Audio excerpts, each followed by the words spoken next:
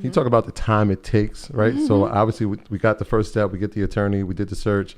Talk about the time it takes. I know you brought up first rights too. That's important too. That's very. Yeah, can we get into that a little bit? Yeah, for sure. So first thing first, you want to do the search.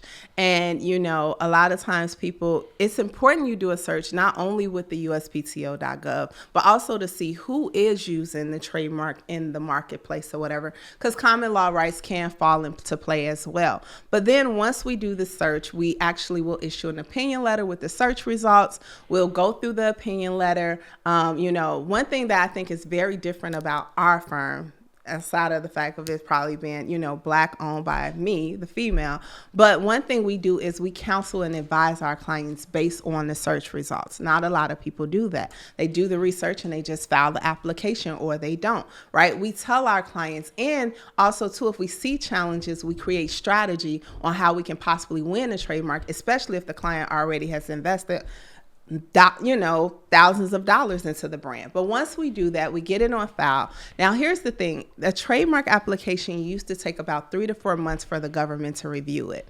But now, because after COVID, I feel like a lot of people was empowered to become entrepreneurs, but also a lot of people are more educated. So people have filed trademarks. Actually, during COVID, the most trademarks ever in history was filed. Really? Okay. Yes.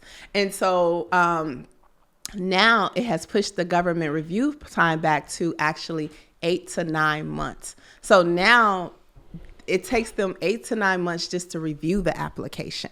Once they review the application, they can either approve it or issue an office action. If they approve it, it goes to what's called publication for opposition. Now, publication for opposition allows anyone in the public 30 days to oppose your trademark. This is why it's important that we file trademarks with integrity, and also too, we watch our trademarks, because if you file a trademark like I'm Coco Chanel, Chanel is going to come and oppose the trademark and probably send you a cease and desist letter right away when they found out that you filed the trademark. But the good thing about it is that as a brand owner, you want to watch your trademark, because people can be filing things confusingly similar to your brand as well. And the government, they try to stop things, but sometimes they let things through as well. So once you go through that phase, if no one opposed the trademark, you can have registration within 12 weeks from the 30-day deadline. So that can take about 9 to 18 months right now to get a trademark registered. 12 to 18 months to get it registered. But let's go back. If the government takes issue with the application, they can issue an office action. Bless you. Thank you. The office action can require either a substantive response or a non-substantive response. If it's a non-substantive response, that means something minor is going on and the government wants you to fix it. And that's no problem. But if it's a substantive issue, the government is refusing it on a likelihood of confusion or a failure to function as a trademark, or the trademark being merely descriptive. And you will have to present legal arguments with a legal brief to argue why the person should have the trademark. So talk about the different categories of trade. You touched on it briefly, but like, can you go into like detail of like somebody's trademark or something? Like, if it's merchandise, that doesn't necessarily mean that like TV is different, right? So they should kind of be aware of that going into it, so they don't just trademark one thing; they trademark everything. Right. Talk about like why that's important. That is so important. And I was just, I always share this story because I think it's a lesson. Actually, 2 stories. So one, LeBron James filed a trademark, right? And he filed a trademark. Well, Taco Tuesday, he did file Taco Tuesday, but Taco Tuesday was rejected for a failure to function as a trademark, which I totally disagree with the government on that, because I do think it functioned as a trademark in the way LeBron was using it, right? LeBron should have hired me to argue that for him. I was ready for it too. And actually now I think Taco Tuesday actually fails to function as a trademark in a restaurant setting, because all type of restaurants can say Taco Tuesday. So when it's failing to function as a trademark, it just means that people in the marketplace are readily talking about it, right? That's why Birdman said, if I knew what I knew then, I would have trademarked the word bling bling. Because once the words are viral, it kind of loses its source identifier and it can't relate back to where the source come from. That's why Black Lives Matter, it's not a trademark. It's not registered. That's why when that whole story came about Kanye West and these guys going to stop Kanye West from using White Lives Matter, it was just a whole, it it was all wrong. One, the guys wasn't going to get White Lives Matter because if you can't trademark Black Lives Matter, who can trademark White Lives Matter? But also, too, Kanye actually could approve prior use if he wanted to fight this case. But then also, the guys just filed the application. I think like Kanye showed up wherever he was with Candace Owens, like on October 3rd. They filed the application on October 4th. And then every news story ran with it like they're going to stop him. And it's like, what did I just tell you guys? It takes the government 8 months to look at the application. Just because you file an application does not mean it's registered. Just like the guy recently who just said, I just filed No Diddy. I own No Diddy now. No, you don't own No Diddy now. You just filed an application and actually you just wasted your money because you cannot file a living being's their name without their consent. You could go and look at all these attempts to file a Donald Trump trademark or an Obama trademark, and it fails because you have to have consent of the living individual. And if they die and they're a legacy, you have to get consent from their estate. That's why Bob Marley family has been able to sue so many people. Now, to answer your question, it's so important that you make sure that you cover all the classes because LeBron James did file a trademark, and it's for I am more than an athlete.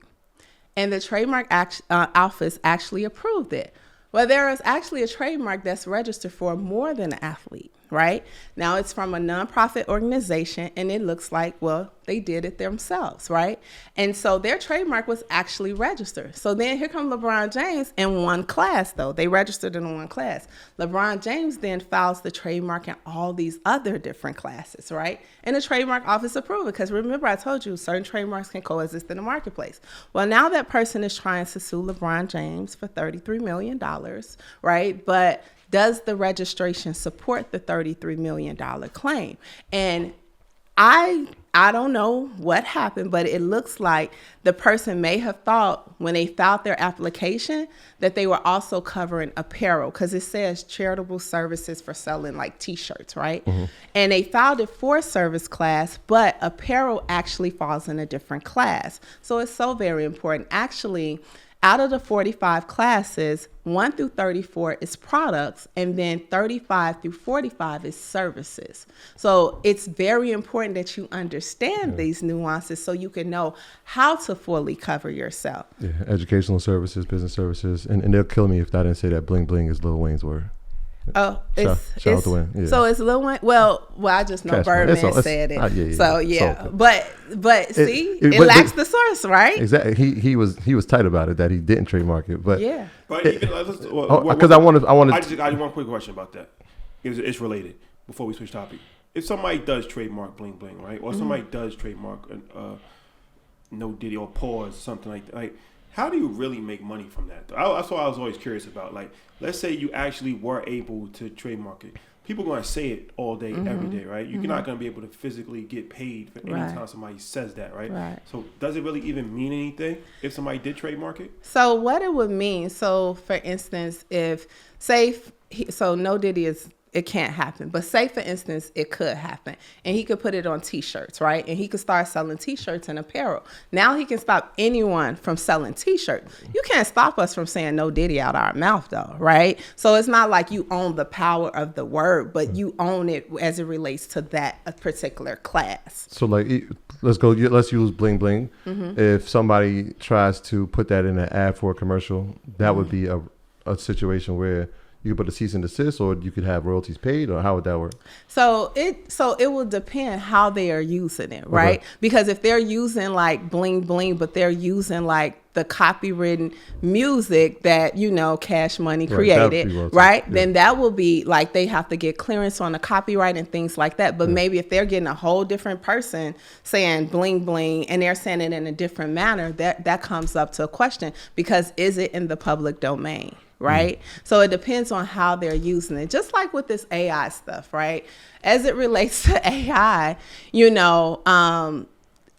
it's AI when it's intentionally trying to sound like an artist and it is sounding like an artist and people are thinking it's the artist, that may be an issue. But I don't know if you guys remember like the song Panda when it came out. Oh, yeah. I thought that was Future. Y'all, Yeah. We remember that. right? Yeah, of course. But that's how designers sound. So Future can't. That's how the man sound, right? So you can't stop him because that's. I swear I thought it was Future, but that was someone else. But that's his sound. You can't stop that. But I think what's crazy with this technology, with AI and things like that, is the fact that if it's intentionally trying to sound like, you know, a Kanye or a 50 Cent, they should have the right, because that's their livelihood.